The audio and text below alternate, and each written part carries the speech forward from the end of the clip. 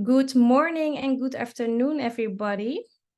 Thank you so much for joining the webinar today, Reimagining Bangladesh's Textile Industry, Exploring Circular Economy Opportunities in the RMG Sector. I see attendees are still dripping in bit by bit, but in the meantime, we do have to start because we have quite a busy program. So today, we talk about the Netherlands and Bangladesh. Both are big players in each other's textiles industries. And as the Netherlands is the second biggest export market for RMG in Bangladesh, next to obvious impact on environment, health, livelihood, upcoming legislation and trends in consumer demand ask for development in the direction of sustainability and circularity. Also, Bangladesh will soon become a middle-income country, and this is therefore the momentum to reposition itself in the highly competitive market it is. The Netherlands is one of the frontrunners in circularity, and we have been quite active in specifically circularity of the textile and fashion industry. And I hope today we can see how we can bring these two markets also together more on the development of circularity in the sector. So my name is Stephanie Schuitenmaker. I represent Holland Circular Hotspot, and we are the platform working on international acceleration of the transition to a circular economy by connecting the coalitions of the willing, which we are here gathering together. We promote circular economy from a business perspective. By sharing it can be done today with over 200 best practices from the Netherlands, by a collection of accessible publications on circularity in a specific sector and theme, and also with a global hotspot network with over 30 circular hotspots all around the world. I will be your moderator this session.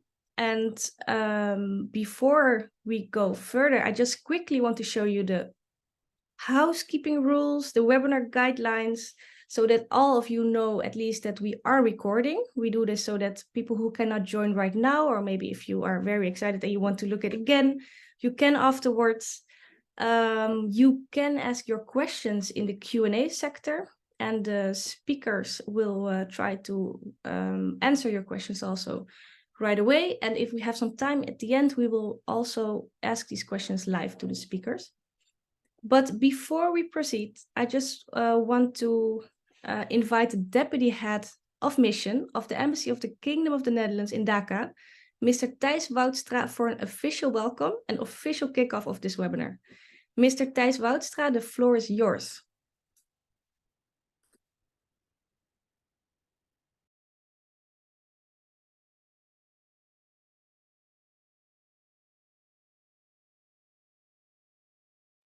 Thijs, I do see you're talking, but I don't hear you. Please unmute yourself and then... I have used Zoom.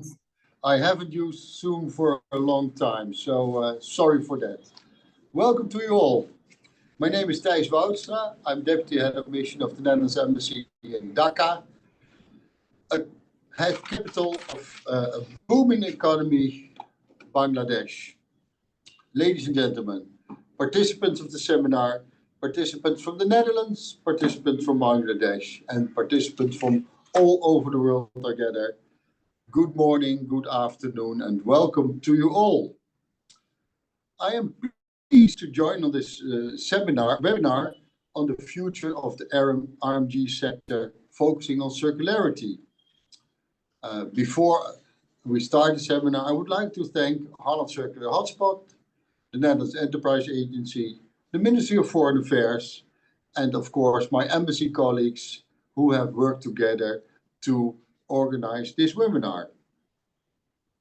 For over 50 years, the Netherlands and Bangladesh have been long-standing friends of each other. Over time, we have supported Bangladesh where it is needed, in water, food security, health, but also to skills and development. And in the years, the friendship has evolved into a mutual beneficial relationship focused on trade and mutual prosperity. And now we are at the second large, Bangladesh has become the fastest growing RMG exporter in the world, and now the second largest, although still way past China, but ahead of Turkey, for instance. Now, since our bilateral relationship is evolving, Bangladesh development is also evolving. We are heading into the second stage of development for Bangladesh when in 2026 Bangladesh will be a middle income country. And with RMG being the main exporter, a middle income country also needs an industry that also is geared up to the future challenges. And one of the challenges is sustainability and higher value added. The sector already has started on the foundation by establishing around 180 green factories. You will, of course, hear from the speakers on what opportunities in circularity remains to be untapped. But I would also like to thank the speakers of the webinar, Mr. Carl Kasper from DICO, Mr. Rob from SweetSmart, and Mr. Biran, the face of Bangladesh abroad for the RMG sector, Mr. Shams and Mr. Khalid, and not forget all brands participating in this seminar. I hope the participants can hear from you the wonderful opportunities that can be tapped or are already happening.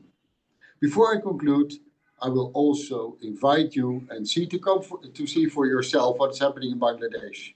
See how Bangladeshi RMG sector is innovating to add value to the exported products apart from banking on low labor cost. With the right expertise and technology in circularity and waste management, I am hopeful the RMG sector has the potential to produce high-value exported products that comes from a circular production and are sustainable. Having said that, I hope you have a very fruitful seminar. I'm looking forward to it. I will be there the whole time. And I wish us all a very fruitful and productive webinar. Over to you. Thank you so much, Thijs, for this warm welcome and for the warm invitation to come and see how Bangladesh is working on this transition. I've been here earlier last year, and I have to say it was quite exciting to see the energy there is for circularity and sustainability in the sector. Well, let's proceed quickly to the rest of the session with speakers from both Bangladesh and the Netherlands. We will discuss the relevance and the momentum for collaboration and proven solutions that could be adopted by Bangladeshi actors to improve the circularity of the textile sector. And of course, the other way around. A short idea of what the program looks like today. We have two parts. We start with a short insight on what the Netherlands is doing if you look at circularity in the textile and fashion sector in our ambition to become 100% circular.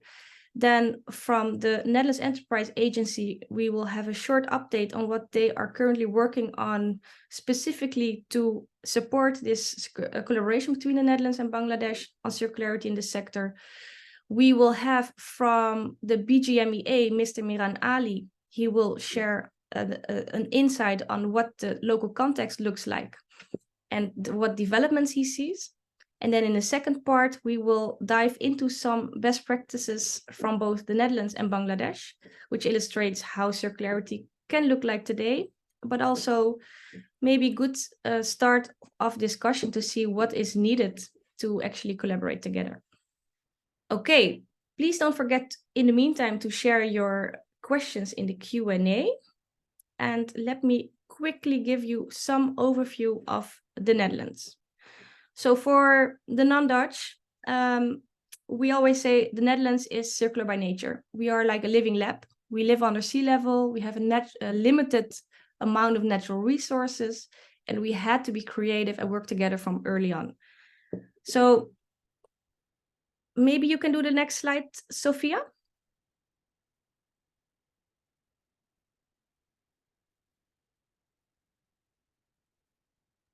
Yeah, I apologize. It's not working. I'm trying. Okay, well, I will just talk and then you can skip the first couple. I will just already share what I wanted to share. In the Netherlands, we started around 150 years ago, mainly focusing on waste management for different reasons. We started to begin with public health. Later, it was more focused on environmental protection, resource management. And at this moment, the focus is on value preservation and realizing a circular economy. And we have been working on this for a really long time. And Therefore, I think it become part of our nature. But we also see opportunities for other countries to learn from this long journey and definitely leapfrog, not take this 150 years for it. And the Netherlands wants to be 100% in 2050, which is a clear dot on the horizon. We made action agendas for very specific industries and markets, amongst others, consumer goods, which also entails textiles and fashion. And I wanted to show you some slides, which I actually need to share a little bit more. But what I can tell you for now, that we had very specific goals until 2023. And now we're diving in this new direction, 2023-2050, where we focus more on a future vision, which is also aligned, of course, with European developments. And they are focused on, for instance, the business perspective. We foresee that in the future, in 2050, circular business models are the standard. Clothing and other textile products have a long using time, and high quality reuse of textile and fibers is possible, or actually the standard. All products will contain recycled material and are made of sustainable materials.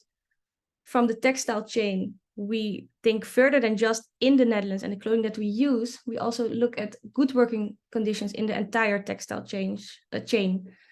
Minimum pollution during the production process, which we will touch upon later, I guess, during the best practices as well. A transparent production process, but also for the products, will be very interesting and important, for instance, with material passports and platforms. And textile waste will be reduced to a minimum by 2050.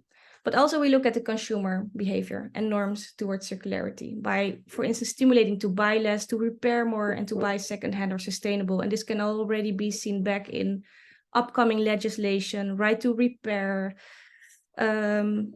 eco-design directions and things like that.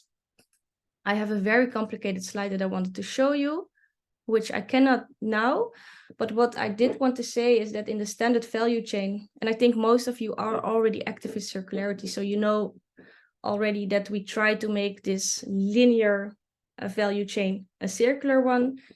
And I think three main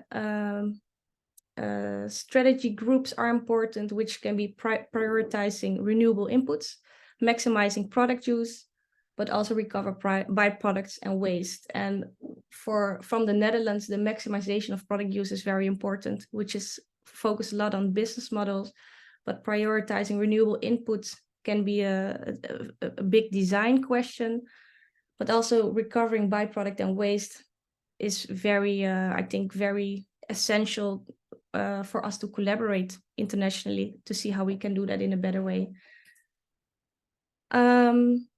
I think this might be a bit much if I go into this more deeper without slides.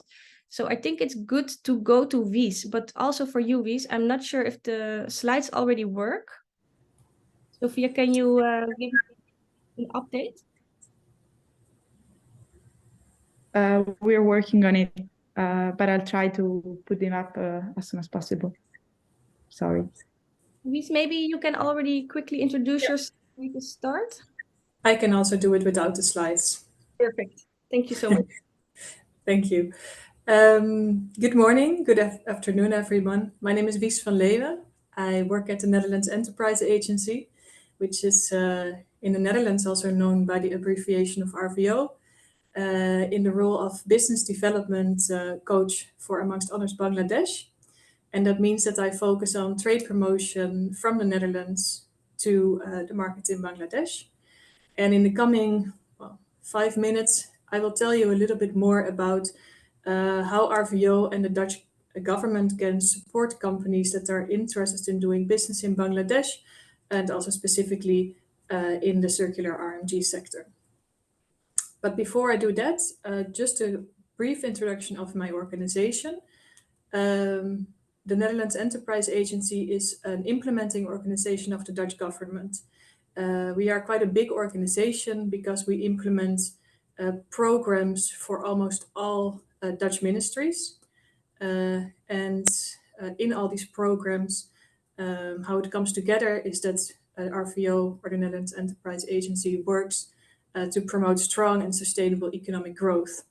And the department where I work for specifically does so by focusing on stimulating international trade and international development. RVO doesn't do that alone. We work together with many partners, such as individual companies, with branch organizations, knowledge institutes, embassies, such as the Netherlands Embassy in Dhaka, financial institutes, and many more.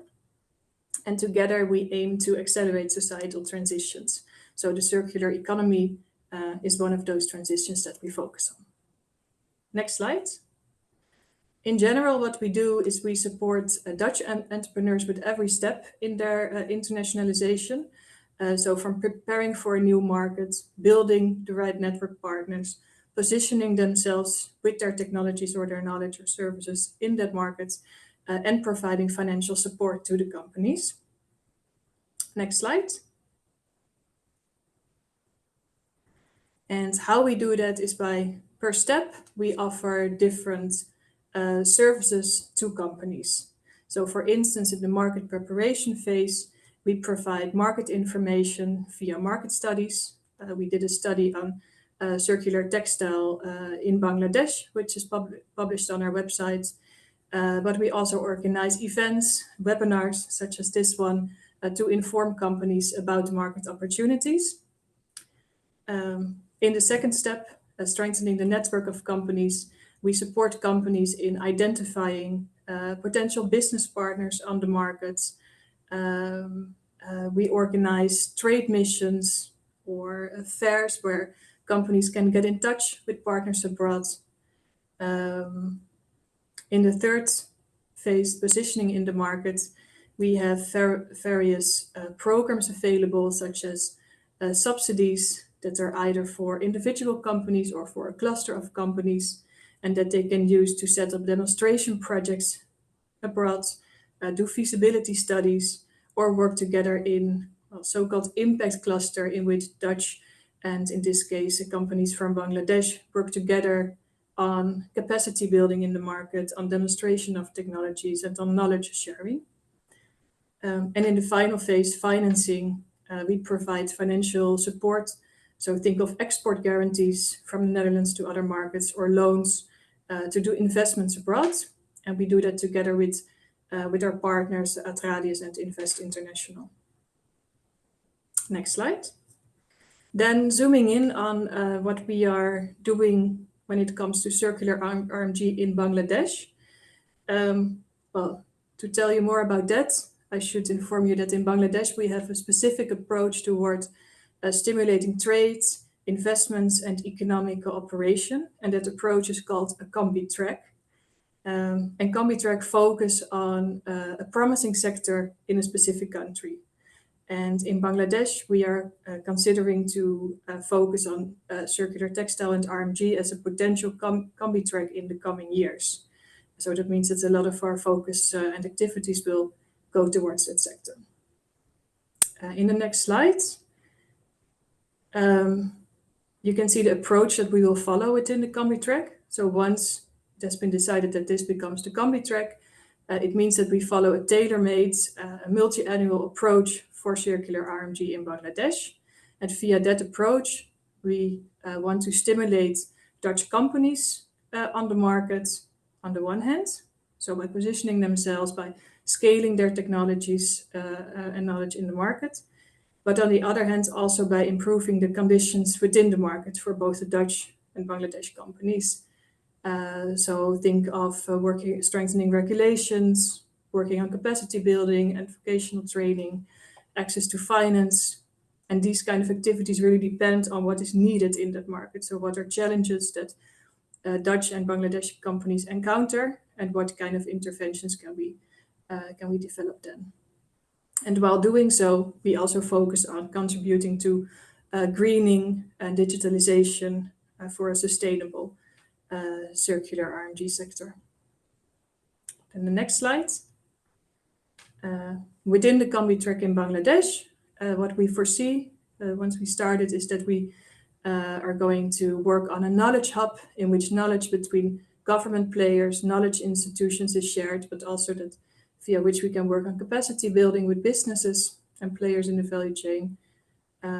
We foresee to work on demonstrations and business promotion for Dutch companies in the sector, focusing on demonstrating technologies for waste recycling or for water and energy reduction in circular RMG, but also on the promotion of cooperation between Dutch and Bangladeshi partners. So for instance, via organizing summits, trade missions, doing market studies and these kind of activities. That's in short our plans for the coming years. If you have any questions for RVO, well, do not hesitate to contact us via the details provided on this slide. Thank you.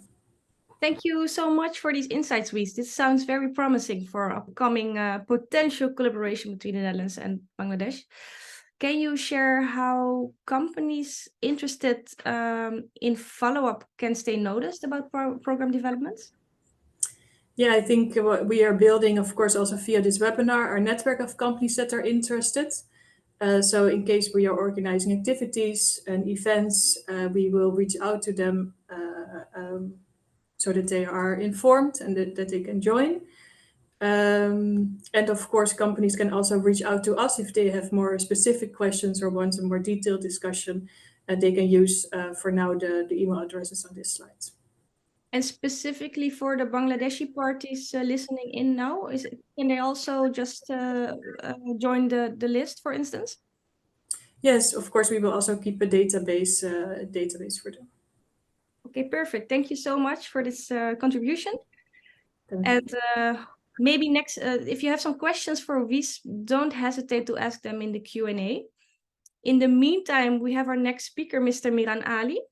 Mr. Miran Ali is the Vice President for BGMEA, and he will help us understand the local context of Bangladesh by outlining the current and future development plans and goals and relevant policies and public-private initiatives.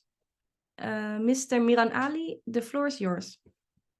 I need 30 seconds because I'm about to get into a lift.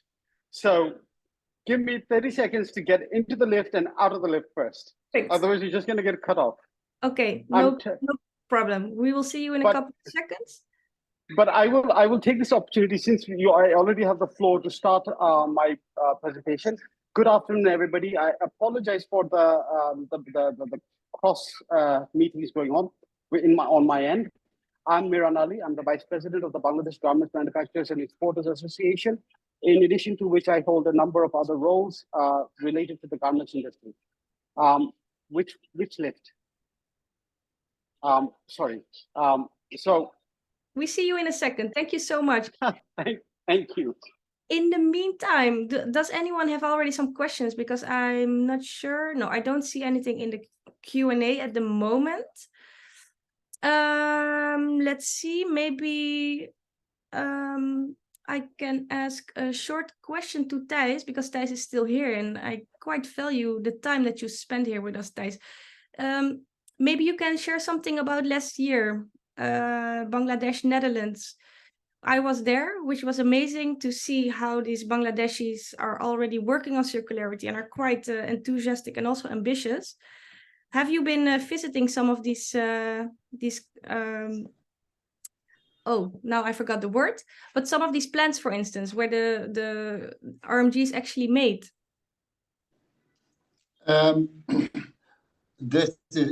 Living in Bangladesh, it's hard not to go to the places where garments is being made, because it's everywhere. 4 million people are working in the garment industry, and especially in the exporting garment industry, you see cutting-edge technology, but also implementation of the first part of circularity. You see companies already reusing their waste, the waste fibers, and reusing them to make, again, new textiles.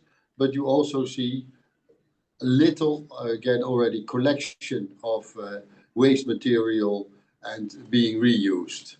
What we also see a lot in the companies is the reduction of water use in companies. They try to paint without water. They try to clean the wastewater and to reuse the wastewater.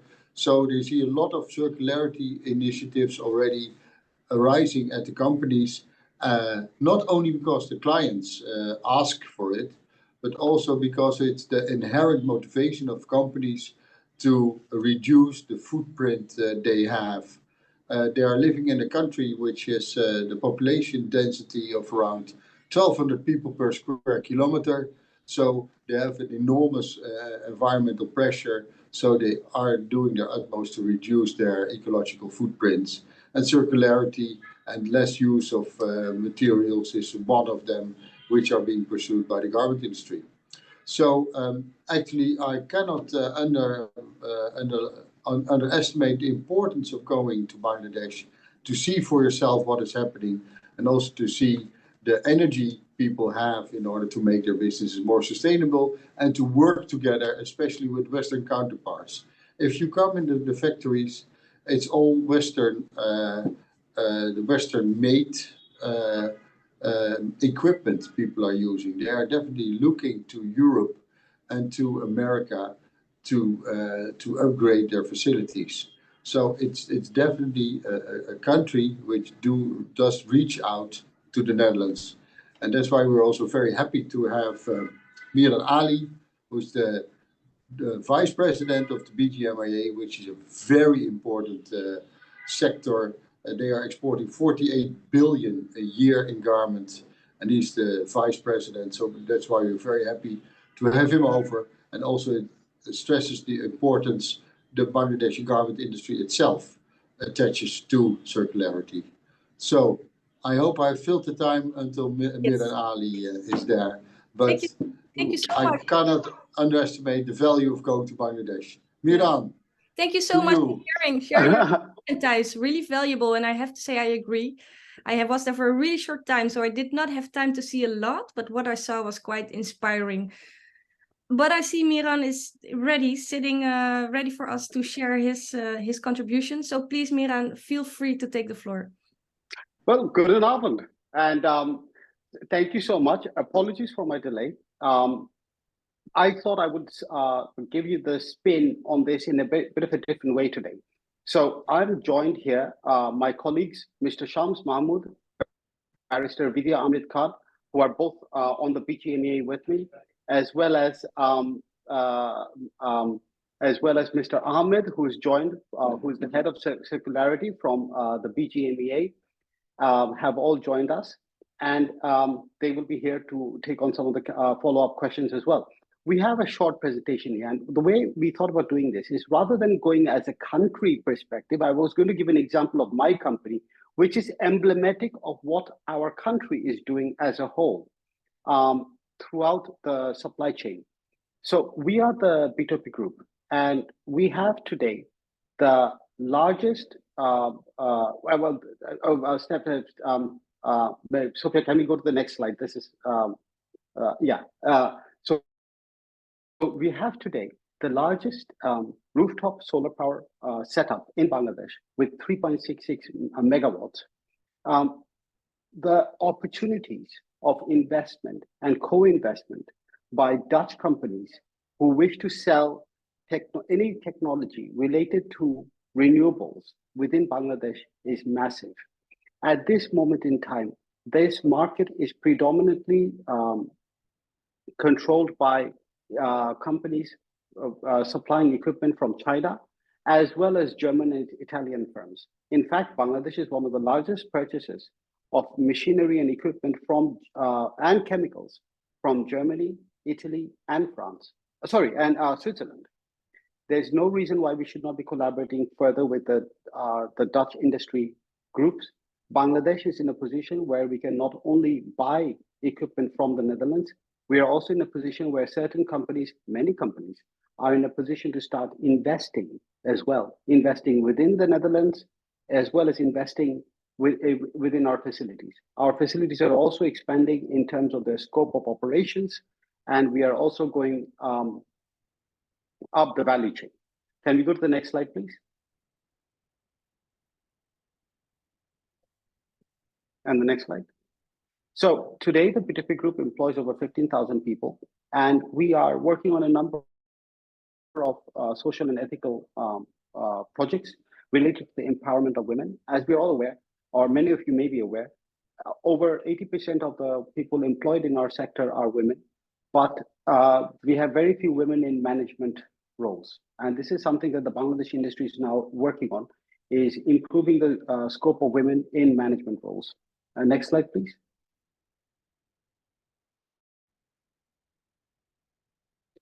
We work, and when I say we, I mean Bangladesh, works in a very open and transparent manner. That is what differentiates us as a market, both for selling to and from buying from any other apparel producing market in the world. We believe Bangladesh believes in transparency. Bangladesh believes in transparency, and in order to do that, we have the most transparent industry in the world. Today, you, the customer, can find out every single detail about each of our factories and facilities available online as you may wish to find. You cannot get this information from any other country in the world. And that is thanks to our industry's openness and welcome to complete transparency. With EU supply chain due diligence coming in as they are, we are going to reach a position where we will have to, all supplying countries will have to be more transparent, and Bangladesh is in the leadership position in this aspect. This gives us both a benefit and a potential liability. The potential liability is that we have to keep our noses clean. We have to make sure that there's nothing that is going to embarrass our customers. The advantage, however, is that our customers, whether you're buying apparel from here or selling equipment from here, you know who you're dealing with, you know exactly where you have to go. We work on a number of areas with skills development, with women's health, workers' health, helplines, and many other initiatives. Can we go to the next slide, please? In the B2B group, again, this is an example of my company, but it would also be true for many of my colleagues as well. We have gone for a massive reduction in the amount of water that we use. Now, this actually started with a project which was in part funded by the Dutch government called PACT, Partnership for Cleaner Textile, through the IFC World Bank Group. The Dutch government has been a partner within this project from its very inception. When we proudly talk about we tend to proudly talk about how Bangladesh's industry has the highest number of LEED certified green factories in the world.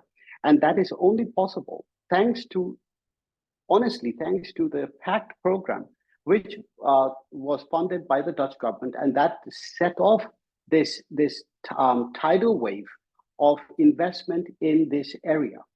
This all started with identifying what are the small things that can be done. And through this process, most of our factories in Bangladesh today, especially the ones which have gone through the PACT program and which is on its phase 3 right now, have gone through a huge reduction in their emissions. We have reduced our water usage by 33%. However, at this point, we have reached a level where to go for further reduction needs massive investment. Can we go to the next slide, please? We, in part of our transparency initiatives, we are also very, very open and accepting of other projects that we can be a part of. So, for example, the BGMEA has created a project called the Circular Fashion Partnership, along with the Global Fashion Agenda and Reverse Resources. My colleague, Barrister Vidya Amrit Khan, is the lead on that project. My factory is the lead factory on that project. This is in order to create a formal marketplace for post-industrial waste. And Bangladesh is one of the highest producers of post-industrial waste in the world.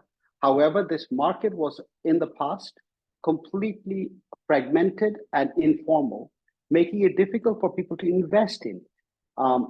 Because you cannot invest in a factory which requires a feedstock of post-industrial waste if there's no formal market to buy it. The BGME is creating this marketplace. And through that, we are now creating the ecosystem, which is going to allow for this recycling to happen within Bangladesh.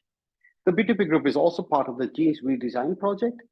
Again, along with all my colleagues, we are now trying to create fashion which is sustainable and which is going to have an lesser impact on the environment and on the world we live in. Can we go to the next slide, please?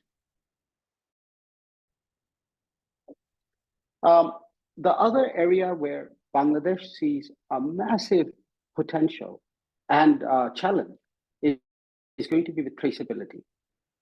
Every customer we talk to right now, especially with the EU legislation and also the legislation which is going to be probably passed in the United States, particularly in New York State, over the next coming 6 months, is going to require a degree of traceability that we do not yet have the capability to do. This is where technology companies can come in. Technology companies which offer a solution allowing us to feasibly, practically track from the field to the shop product is going to, anybody who can offer us a solution that allows us to do that will be practically sitting on a gold mine, because every customer, every brand is going to be very soon requiring a complete traceability of their product. So that is something, again, where we have a huge opportunity of collaboration with Dutch companies on software or other development that allows traceability. At the moment, traceability is primarily desktop verification. And as we all know, desktop verification has its limitations. So while that is the only practical option at the moment, unless you're talking about specific organic cotton products. Now, organic cotton products have a better verification process, but we will need to come to a stage where every single product that is sold in the European Union can be traced, whether it is traced to from up to which level is going to be the real challenge. The country which comes up with a better traceability option is going to be the winner. Do we have another slide? Well, there we are. And given the limitations of time, I have concluded my deliberations and within my allotted time. Thank you very much for giving me the opportunity to present Bangladesh. I hope that there will be Dutch investors, not investors, companies who are looking for either investment opportunities within our industry, business opportunities, and also it goes the other way as well. We are also open for business in the Netherlands and open to business from the Netherlands. Thank you very much. Thank you so much for your contribution. Very interesting to learn steps that are already being taken, good initiatives that exist. At the same time, we do see that we're not there yet, of course. It's still good examples, but it's not the norm yet. You mentioned traceability, very important issue to be able to fit in with the upcoming regulation and everything like that. But also, if you look at the market, and we need big changes from the market, where do you see, next to this traceability, opportunities for collaboration with specifically the Dutch? Water. And now, the Dutch are rather good at handling water. And we have the longest running collaboration with the Dutch government and the Bangladesh government since our independence, in fact, has been with water management. It is time that we take this to the next level. Until now, the collaboration has been on a government-to-government level, but we have never looked at or not recently looked at technology being provided by Dutch companies that could potentially allow us to manage the water in our companies better. Now, we create a lot of, we discharge a lot of water every day because of our industrial operations. This water is always treated and then discharged.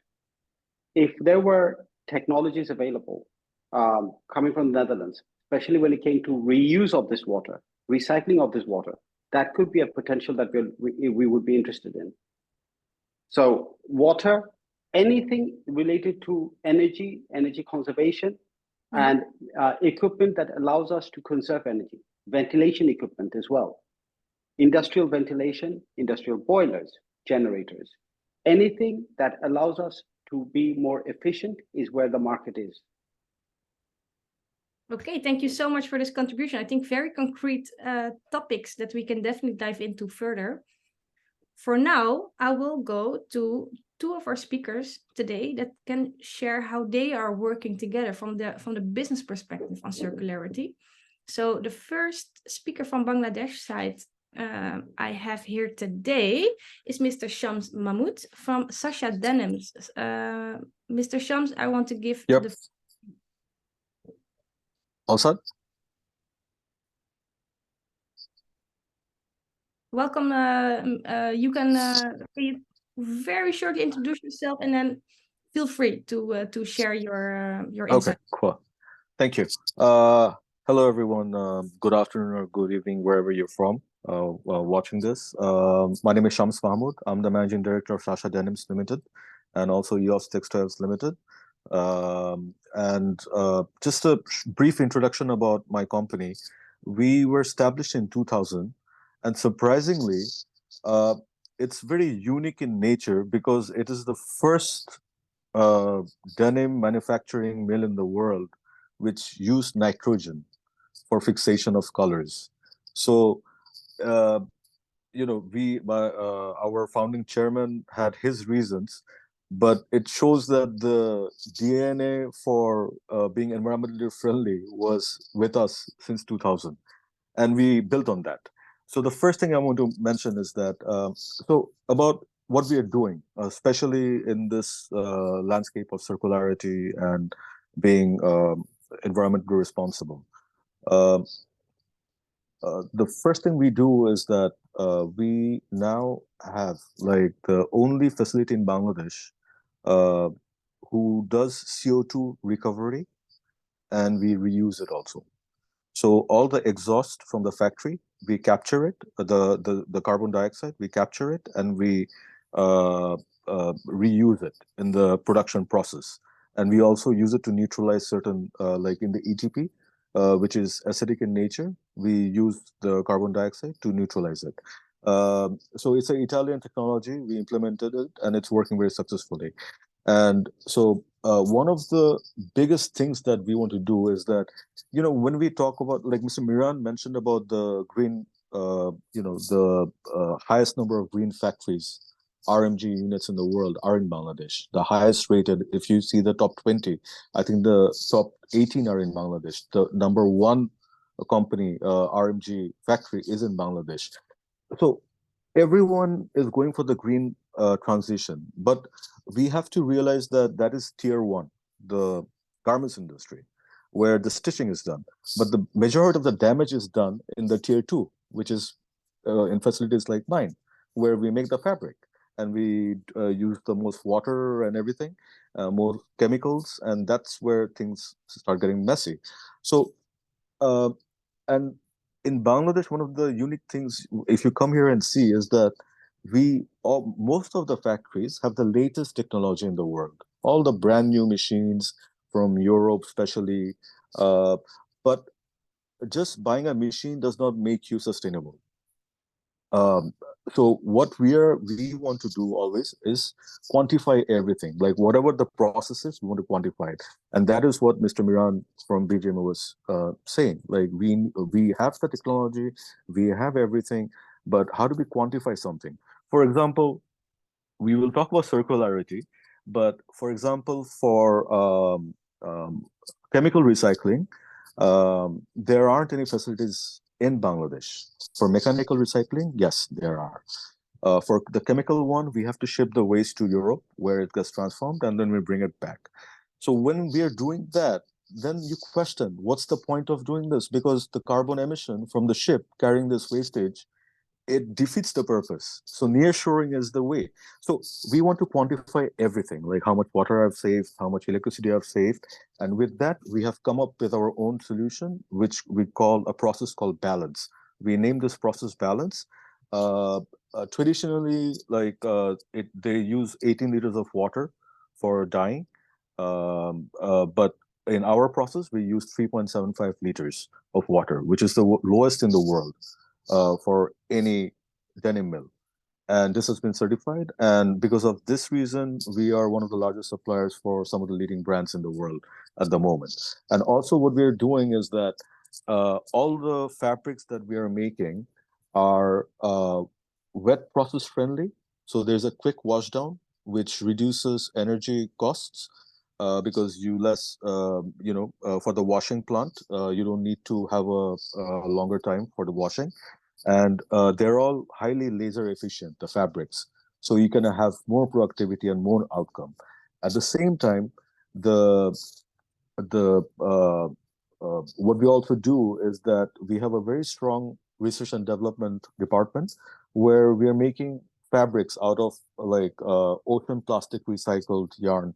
Like it's transformed into yarn. We're using that.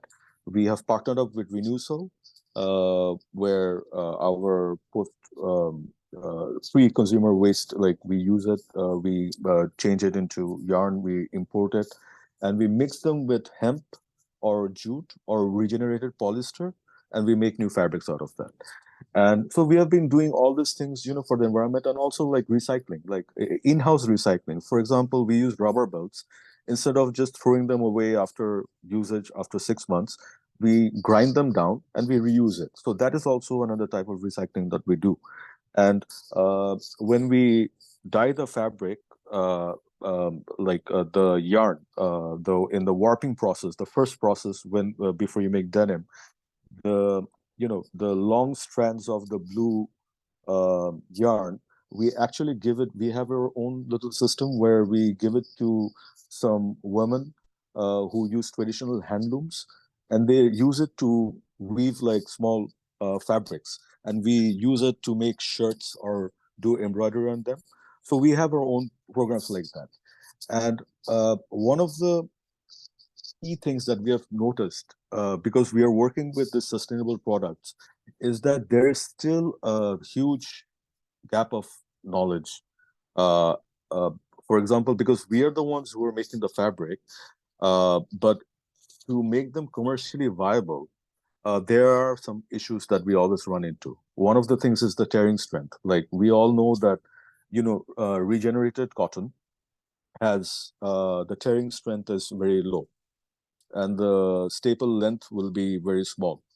So definitely the tearing strength will be below 18, but 18 is an international standard for most of the brands.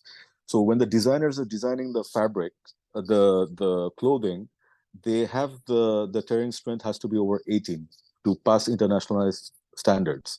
But when you actually make the fabric using regenerated cotton, the tearing strength cannot go over 16. So that is something we need to, so these technical things we need to work on. And this is something where I think there can be big collaboration between the Dutch and Bangladesh, and especially since we have the facilities here, the production facilities, there can be an exchange program for designers in the Netherlands coming to Bangladesh, doing a short course for two weeks or 3 weeks to learn about these processes in our factories. BJMA can arrange it. We will be more than happy to host them and show them, so they also understand how this process takes place.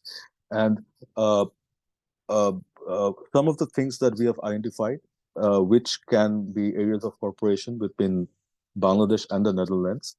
So number one is to work closely for circularity programs. And over there, I mean like upcycling or downcycle to create new products with commercial elements. For example, like furnitures. Furnitures, I can compress like used fabric, mix them with jute pulp, compress them, and I can make furniture out of it. Or I can upcycle. I can use the small, cut pieces, make blankets out of it, or trinkets, or phone holders, something like that. But they have to be commercially viable. So that's where the design element also comes in, and this is where we think the Dutch design thing can like give it a more international international flavor, so they can sell well. Excuse me. The other one is like, which I said, like the work closely with designers to come and with new products using materials from circular economy, automation and IoT devices to quantify and monitor energy usage and also save energy, because in this entire chain, we need to quantify everything, like how much energy was saved from the field to the store. Only then you can say that how much has been saved. The other one is solar farms with integrated agro. So this is something like really important. Like this is, I think this is the most low hanging fruit at the moment.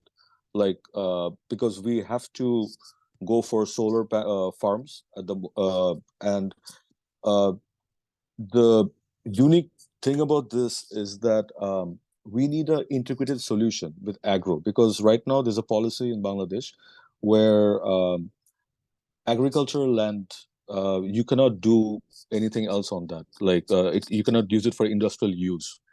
So, and land is scarce in Bangladesh. So if we can find a way of having solar farms with integrated agro farms built in, this can be a great thing, unique opportunity where we can work together. Because at the same time, for the financing of this, you will have textile mills like me. There are over 500 of us who needs to actually invest in this to get the credits to make our production process like neutral. So this is something like I think is a very low hanging fruit. We can work on this. And then nearshoring of recycling facilities. This is very important because it defeats the purpose of this entire exercise. The other one is connecting the right actors in this field. We have the production process, the production units. There are a lot of aspiring designers in Netherlands, boutique owners. We are, when we talk about business, we always talk about the large manufacturers. But as we also progress in the value chain, we want to work with small manufacturers or like startup boutiques even.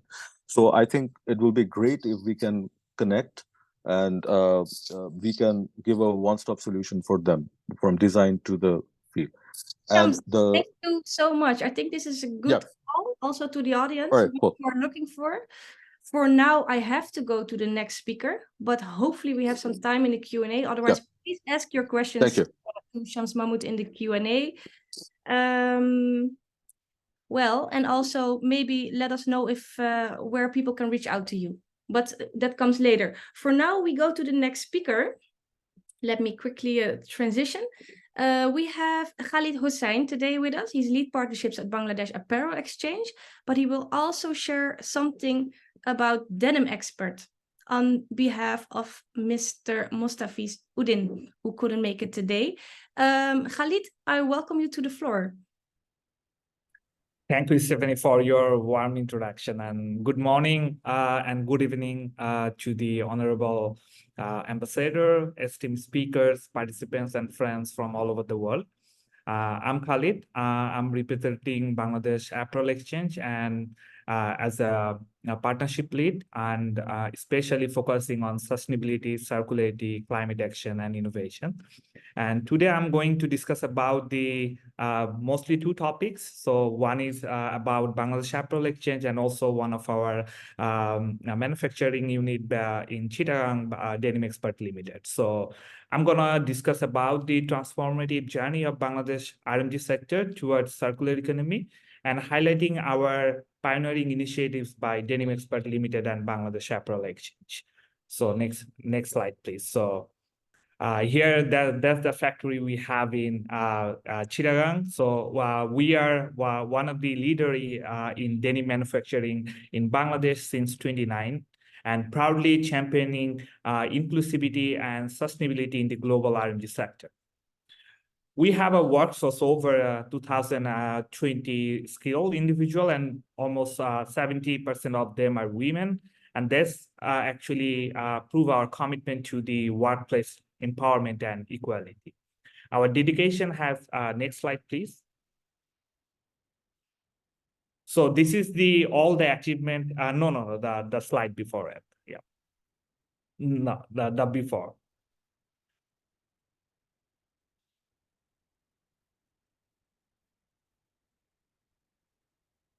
Yeah. So this is like I think one of the slide is missing here. So like I'm gonna talk about the achievement we have that we have received for last 1 decade, and our dedication has earned us the international recognition, including an honorable mention by the World Economic Forum. We have the Excellence in Sustainability category, Denim Expert Limited, that awarded in 2017. We are also the pioneer and front of the circular economy for last 1 decade, and collaborating with we are one of the first denim manufacturer in Bangladesh, working with Ellen MacArthur Foundation into the jeans redesign program. And also, we are one of the first factory from Bangladesh signed a collaboration with JDHC Foundation to ensure sustainable denim production in Bangladesh. And we also have engagement with UNFCCC and our membership with the prominent organizations like IF, ETI, SLCP, which actually underline our dedication to the environmental stewardship and ethical business practices. We are also proud members of IAF, ETI, and SLCP, and hold all essential social compliance and scope certificates. This actually proves our commitment to the sustainable and responsible business. And in 2019, can you move to the slide before? 2 slides before. Yeah, that's that one. So we are not just like follow different process, especially focusing on sustainability and circularity. We also take action, and continuously in our design studio, we try to create different products focusing on like different upcycling or recycling denim jeans and different products. So in 2019, we introduced Circle, our first circular fashion collection, pioneering a sustainable pathway in an industry traditional, not connected directly to the consumers. This initiative actually opens avenue for collaboration with major fashion chains and fostering circular business model and sustainable partnerships all over the world. And can you move to the next slide?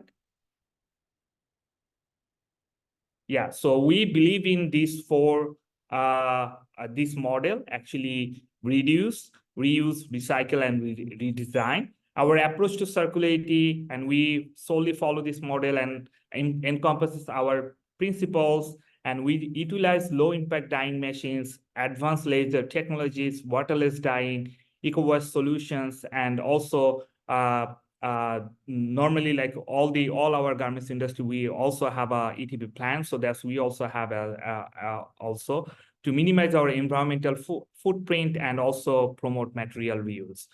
In closing, Denim Expert Limited, we are not just navigating, but leading the journey towards circular economy. Our commitment to reduce, reuse, recycle, and redesign is a kind of cornerstone of our ethos. And we invite all the stakeholders locally and globally to join us in this sustainable evolution.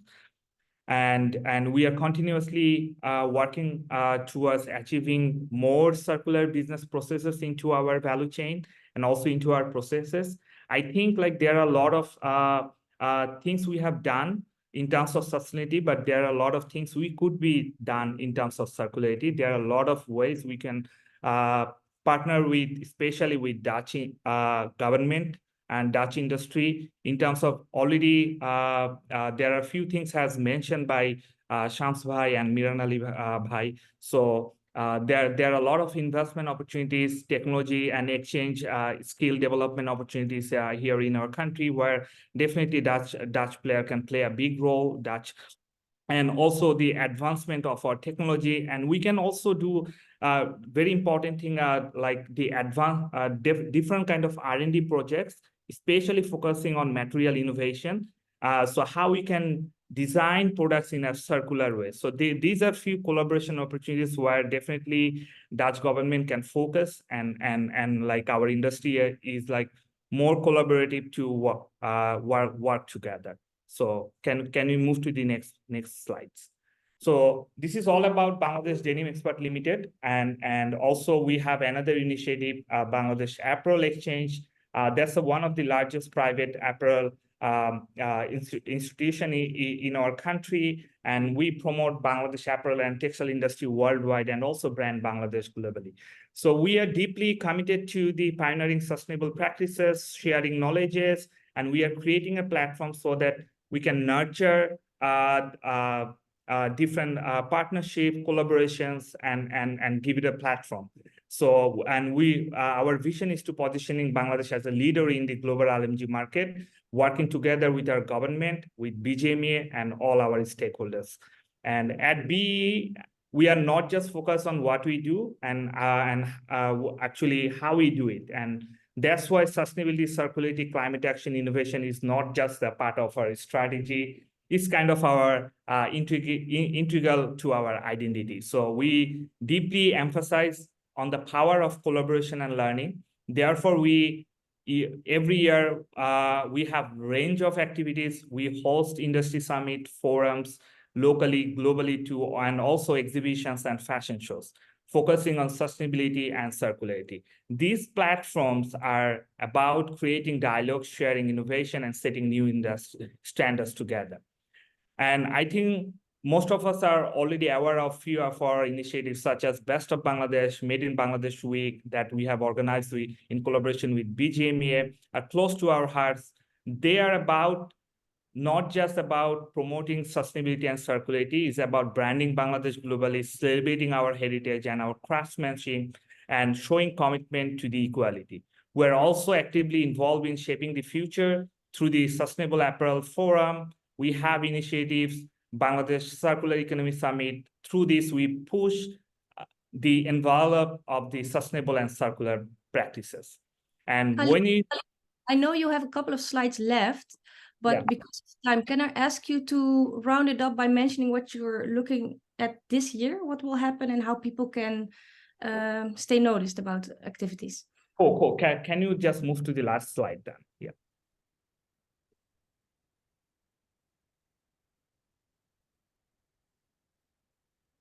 So yeah, before the last slide, there are two more things that we also have done. Like, we are not just from Bangladesh Apparel, so we host events, and we also do different action-driven projects.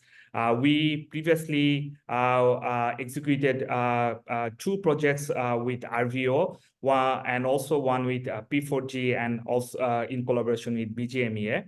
And this year, this is our road to circularity for this year. We are going to host again Bangladesh Circular Economy Summit this year on June.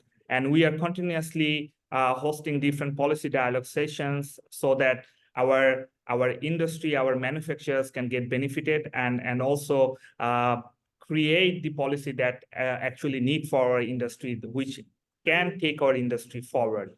And also, we are currently in conversation with the RVO and Hague University, and also other partners to organize Circular Innovation Challenge. So that's one of the most exciting things that I would like to share with the audience.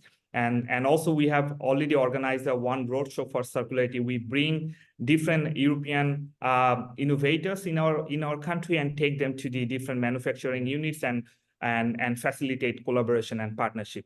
We are also in partnership with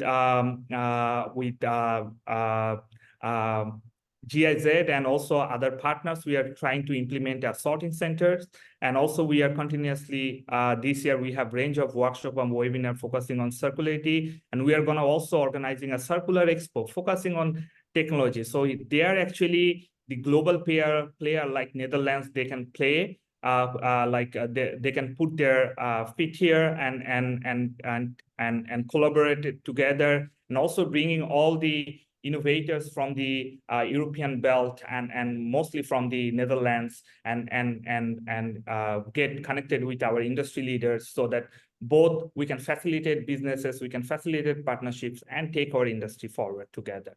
So, thank you so much, Khalid. Can you please share in the chat where people can follow you, maybe the website or your contact information? So if people have more questions, I'm going to share our website link so that everyone can check out what we have for them in terms of collaboration and partnerships. So then they can definitely feel free to reach out to us anytime. Thank you so much, Khalid. For now, we have to go further with the next speaker from the Netherlands. We also have 2 best practices that focus on circularity.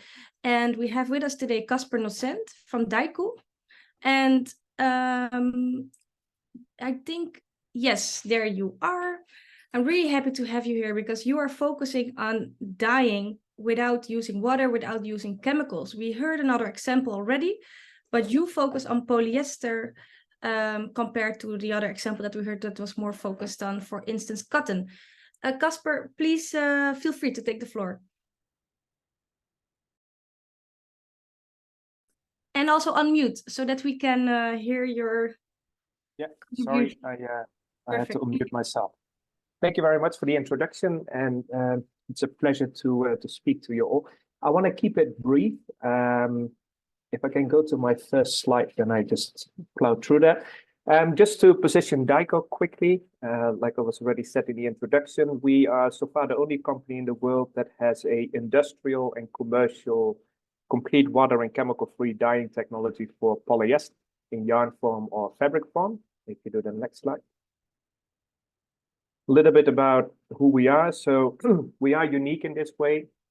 It's a technology that completely eliminates the use of water and auxiliary chemicals in the dyeing process. So it's actually dry. Fabrics go in dry, come out dry. We have a significant carbon footprint reduction in a CO2 dyeing routing. I will highlight that a little bit later on. We've been in existence for the last 15 years, nearly, since 2008, when we were founded with the sole mission to industrialize CO2 dyeing. And through a long reign of development, we finally arrived at the 4th generation systems that are now running in the market. Technology is technically proven. It's proven to have its significant impact, which we have done with brand partners. It's been used across a variety of applications where polyester is used mostly, so sportswear, outdoor, retail, of course, upholstery, and we also moved into automotive. And we are now arriving at the point where we have to scale the technology. And this is, in our view, scaling it en masse into the supply chain. The next slide, please. And the reason for that is actually quite simple. We have a growing global economy, and we have a growing global population. All of them are in desperate need of clothing, and we need to supply that clothing. It's a growing market, and we need to supply clothing. And the only way to do that is to do that sustainable. Next slide, please. As we speaking about circular economies, of course, we want to move from linear to circular economies, which is mostly focused on conserving materials and resources, which is a great thing to do, but it's not the whole cake. And actually, if you go to the next slide, and it was already mentioned earlier, the biggest challenge for our industry is in the wet processing. This is where the biggest impact occurs in terms of environmental impact, carbon footprint. It all happens in wet processing, which is dyeing and finishing. It requires a lot of water, requires a lot of chemicals. And if you go to the next slide, removing that has a massive advantage. So what we have done as Dyco in the last years that we have been working on the technology is to collaborate with brands to start scaling the technology on the metric that we can actually reduce the carbon footprint by over 50%.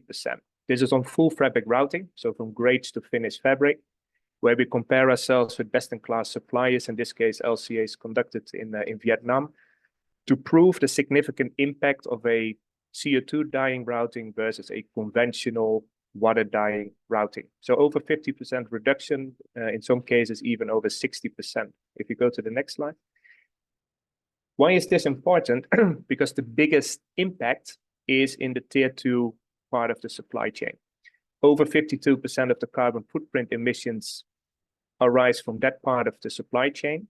And brands have a goal to meet. And that goal to meet is to reduce their carbon footprint by 2030 with 30%, which is an enormous task at hand, because the only way to achieve it is to start using radical different technologies, impact technologies to be precise. Not only CO2 dyeing, but various other ones as well.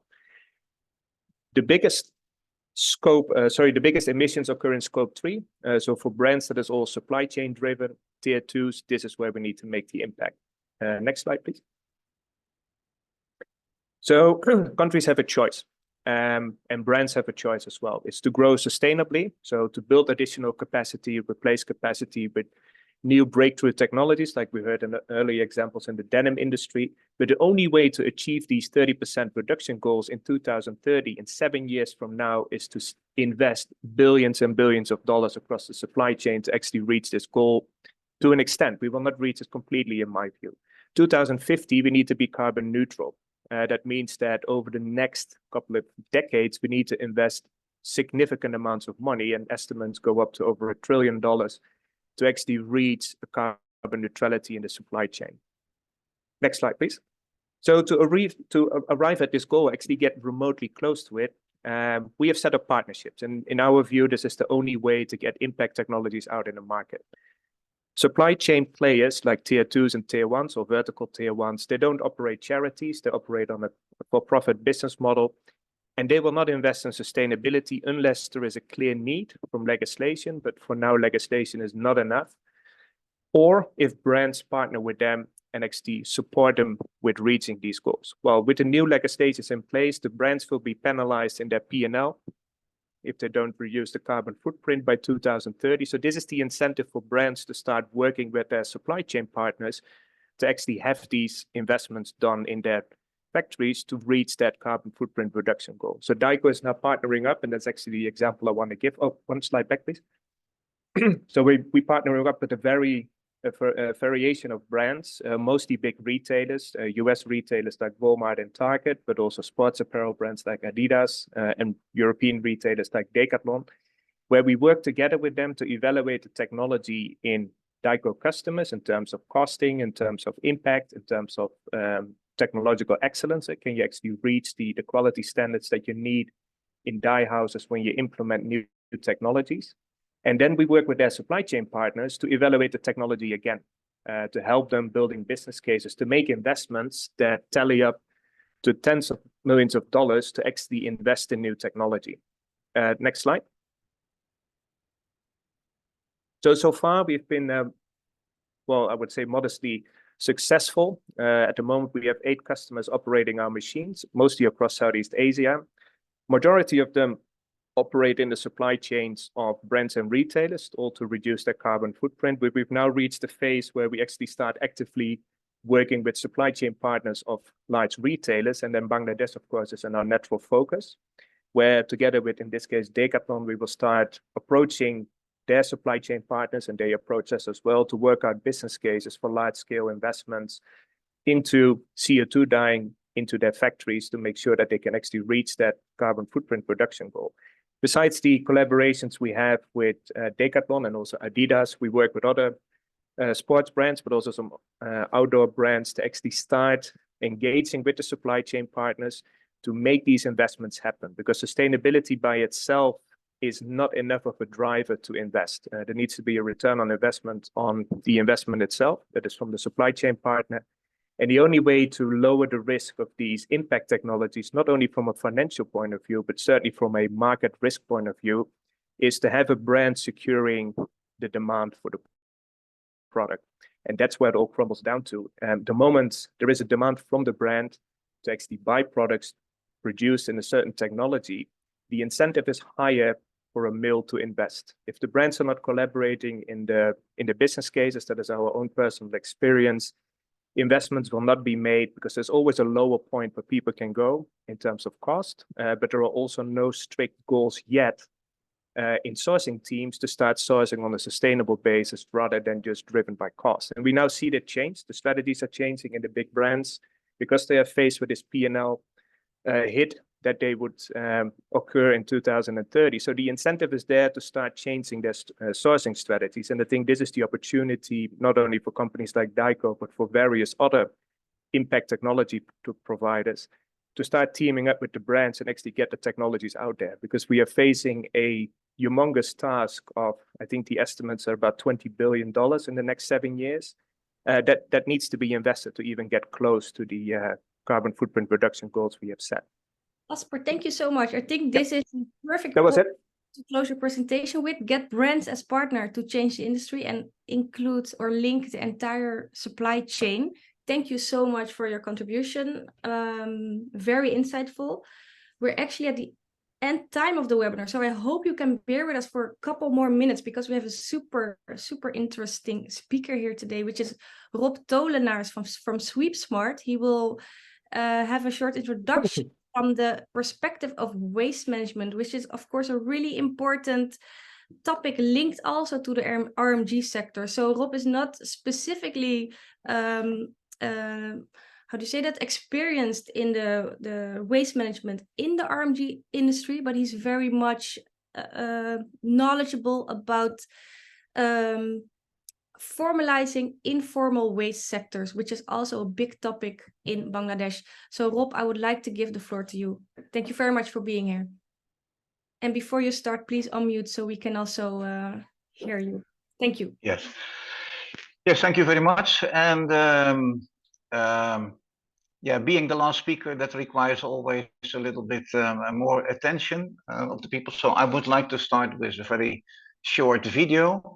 It is a video of one of our projects. This was finished in Ambon, and let's see this first, and I will come back to you when this video clip is finished.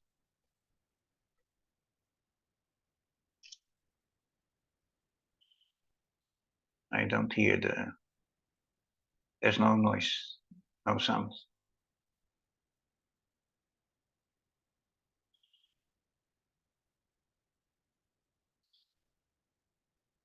And let me check for a sec.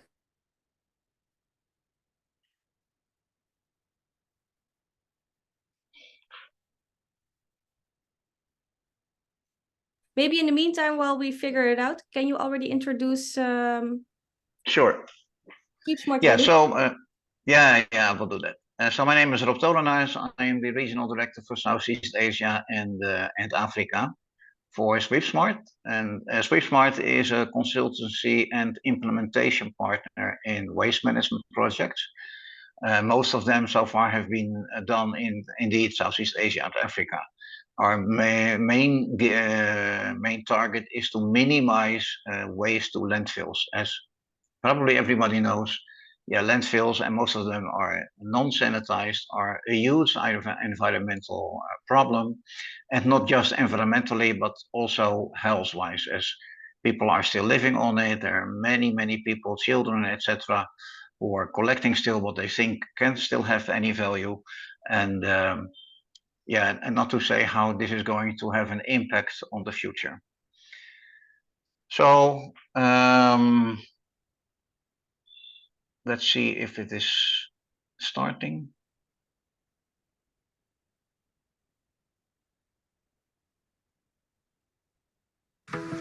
Welcome to Ambon, the central island of Maluku, Indonesia.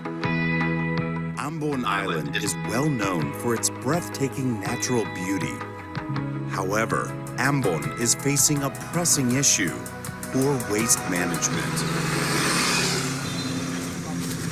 While local citizens and government were already taking action, now there is also an international coalition to support Ambon. Dutch social enterprise SweepSmart, together with several partners, designed and implemented a revolutionary waste management system. From source to recycling, preventing 2 million kilograms of recyclable waste per year from going to landfill or leaking to nature and our oceans. It all starts with awareness. Through the education program of local NGO Green Moluccas, students learn about the importance of recycling and waste source segregation. The communities of Ambon bring their source segregated waste to the dedicated collection points. Every day, a compactor truck from Dutch manufacturer Heesink Norba collects recyclable, organic, and residual waste separately. By compressing the waste in the truck, it allows for more efficient waste collection with 3 to 4 times more capacity than conventional waste trucks. Dengan adanya oto ini, katong kerja tu lebih mudah sekali, sama dengan oto yang dolo-dolo. Ini katong sing datang lah, katong pegang angkat sampah lah, sing pegang sampah lah. The collection waste is brought to the Smart Waste Center, designed and implemented by SweepSmart with the support of local partners Green Moluccas and RICO. The waste workers are vital for the waste sorting process. Previously unemployed or informal waste pickers, they are now given fixed and fair compensation and Social Security. Setelah ada perusahaan di sini, maka ada pengurangan kayak pengangguran kayak di luar begitu, Pak. The sorting center processes 12,000 kilograms of waste per day. All data is entered in the same waste app to provide an overview for the operational and financial performance. The recyclable waste is sold to RICO. In their factory in Ambon, plastics are grinded, washed, and remelted into small pellets, ready to make new products. From a piece of waste to a symbol of happiness, the Plastics in Circles Indonesia project has started a remarkable waste transformation in Ambon, reducing plastic in nature, increasing local recycling, and creating green jobs to be proud of.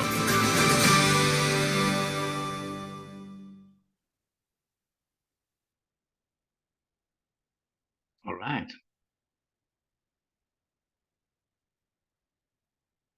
So, yeah. Great. Am I audible? Yes, I can hear you, Rob. Okay, great. So we can go to the next slide. This is just an introduction. Yeah, so the issue here, and there might be a real good link also to what is happening with the textiles after production, or even more so after consumption. So there is a lot of waste leakage in a lot of countries, and this causes very inefficient processes, and not to talk about the working conditions. Here you see people working together with mechanical equipment. They are having no protection whatsoever, and they try to find whatever they can find of any value. So SwiftSmart is reinventing what we learned, let's say, in Europe, and we adapt it to the local circumstances. So it's certainly not copy paste, but it is with the knowledge we have to see what can be done. And this varies between projects where you do between, let's say, 2 and 10 tons a day, up to our newest project, also in Indonesia, where we're going to handle 250 tons a day. The result should be that the environment is much cleaner, the efficiency goes up, at least 3 times for the smaller facilities. And what we also create, that people are becoming to be proud to work in such an environment. Next slide, please. Seeing the time, I think it's not the most important slide. So what we in general do, we have a consultancy or advising that is the first step. What we do after that is we design what is possible, how much space do you have, how much tonnage do you need to handle, what type of equipment could be found. Then we find suppliers for it, they build to our specifications. We check everything, if everything is done in the right order, and what we like always to build as nearby as possible for a project. So if we do something in Indonesia, we try to find suppliers in Indonesia, just as an example. We do the same, of course, for India.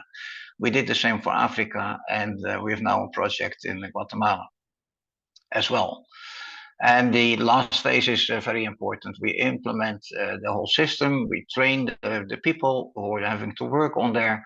And in the end, we, let's say, hand over so they can run it individually themselves, because we're not an operator. We do only this whole project, let's say, turnkey projects, as from the start up to being operational. Next slide, please. Yeah, so I've also been asked, okay, can you say something about how it is to work in these local environments? So what we have learned is that in each country, they have their own culture, they have their own local circumstances. It's very, very important to recognize that and to respect that. And just, let's say, to give you an example, for instance, a dominantly Muslim country, yeah, you don't start organizing things at the moment, the Friday morning, end of the morning, they have to go to the temple. That sort of things you need to really understand. In most countries in Southeast Asia, there is a huge informal sector, and they may depend on very, very big players, and they are even, let's say, sort of afraid for them. So if you really want to implement something, it's very, very important to understand how this works, and thus also what are possible limitations and how you can avoid, let's say, the traps to not fall into. There is also a big influence from stakeholders. Most important ones of them are, for instance, the village head, or let's say in general, the governmental institutions. they can really delay your project and can make your life difficult. So get to a full understanding, and and also very, very important, that's also what we always do, find a local partner. We work a lot together with NGOs. We have to first let them understand the process. We have to educate them, and in order for them that they are able to create awareness sessions for the ones in the environment where they are working in. Not to forget funding in waste. That's quite an important aspect, because so far waste does not have a positive business case, at least not in those countries. Very different than, for instance, in the Netherlands. The people in houses and businesses, they have to pay for getting the waste collected. That pay is enough to create a good business, but that is not the case in most of the countries in Southeast Asia. So funding is almost a must, and that also because of the governments or local governments, local institutions will not be able to fund the capex. If capex can be funded, in especially the case of the waste we are working in, then on the operational, the OPEX and operational cost, it is possible to run the business. Also something to consider, at least that's what we found in especially India, but also partly in Indonesia.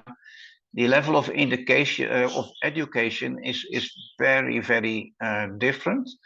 And in especially this waste sorting activity, waste collection, waste sorting, a lot of them are illiterate. And we have to understand how you train these people. A lot of times they live still in slums or what looks like slums.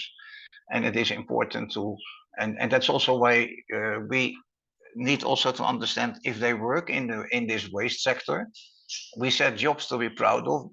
I can understand you would say a question mark. Yeah, jobs to be proud of if you waste until your knees in the waste. For them, it's a job to be proud of. They having different standards than we have in Europe. So what we always like to say, find also a sweet spot between mechanization and manual labor. It's very important to create jobs in these low-income countries. So that's what we do.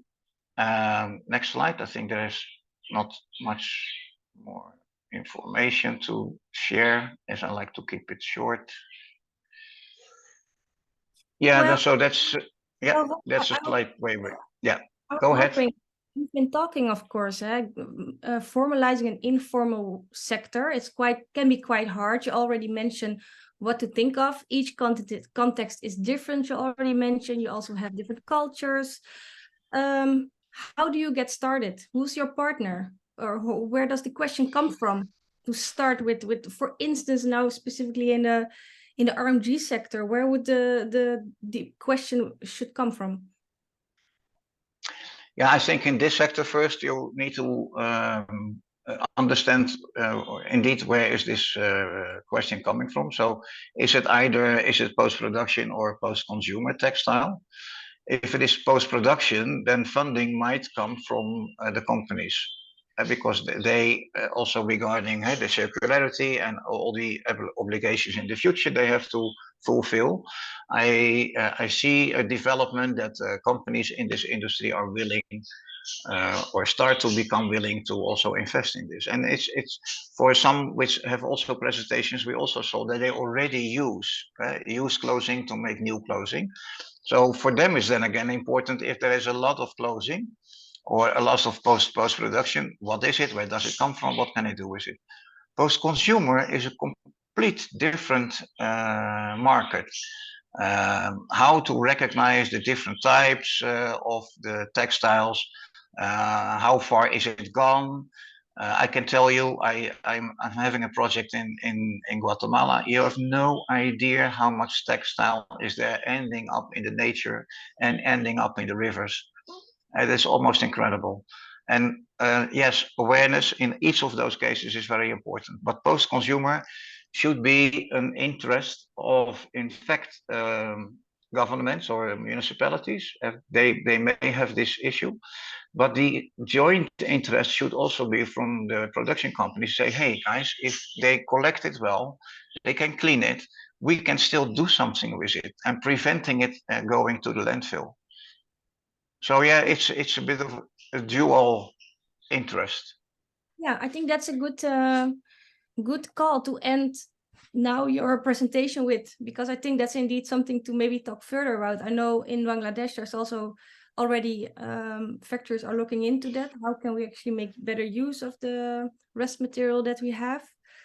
For now, because we're already over time, and I'm very thankful for all the participants that are still here with us. Also, thank you, Rob, for your contribution. I think a really interesting perspective, also very closely linked to the RMG sector.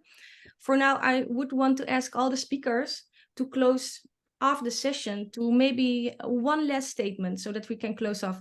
Shall we start with you, Rob? What would you want to share with the participants in one sentence before we close? In one sentence, prevent textile waste going to landfills. Thank you so much. Let's go to Casper. I see you in my screen. In one sentence, what would you like to share with the audience? I think Bangladesh provides a brilliant opportunity for the for impact technology. So basically extending an invitation to BGMA to have a chat, see how we can work together on that. Great.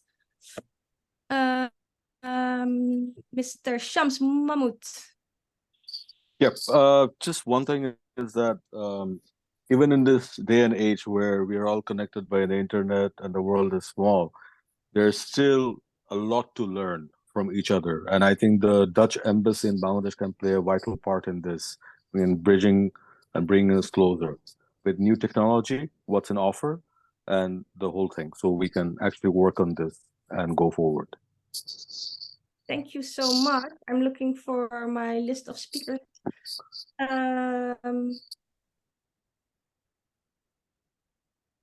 Khalid, are you still here to make a last shout out to the audience?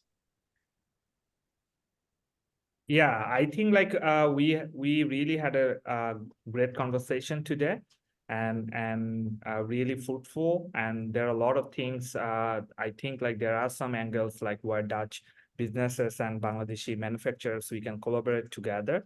I think this conversation need to move forward, and how we can take this forward.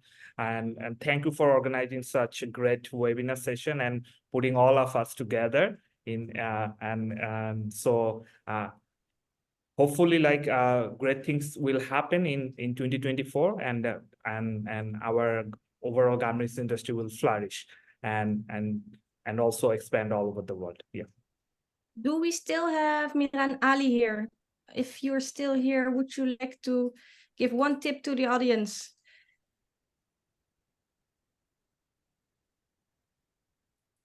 I did see him. I don't hear him yet. So let's go to Wies first, because I see you.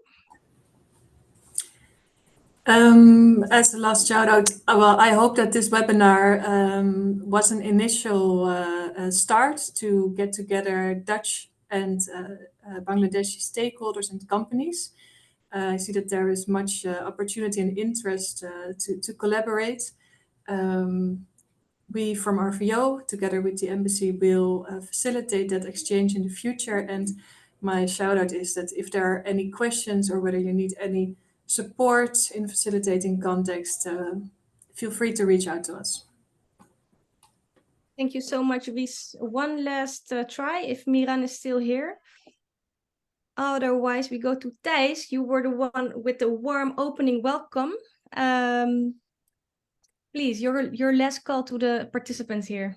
A shout out sounds not very circular actually, but let's say that indeed I only can adhere to the words of Shameen from Sasha Denims, that indeed in this day and age where we are connected by internet and by Zoom, that's also very good to meet and to talk and to have a physical meeting where we can exchange ideas and exchange plans.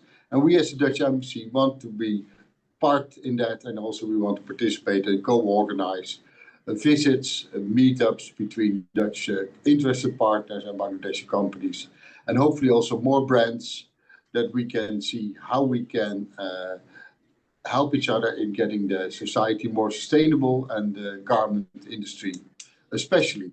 So I'm looking forward and not seeing this as a shout out, but as a call for further cooperation, and that let this webinar be the beginning of a fruitful journey. And thank you, RVO, also for supporting this. Thank you so much. Thank you all, and thank you all speakers. Thank you all for being here. Please be aware, this is just one meeting that we have today, hopefully one and a lot following, especially with the combi track, of course, that Wies mentioned. We hope that we have a very specific and practical follow-up. So please stay linked to all of us, link amongst each other. And yeah, thank you so much for joining. Thank you for all your contributions, but also for your attention and for your patience. Hope to see you soon again. Have a good evening and afternoon. Yeah, thank you. Bye-bye. Thank you very much. Thank you.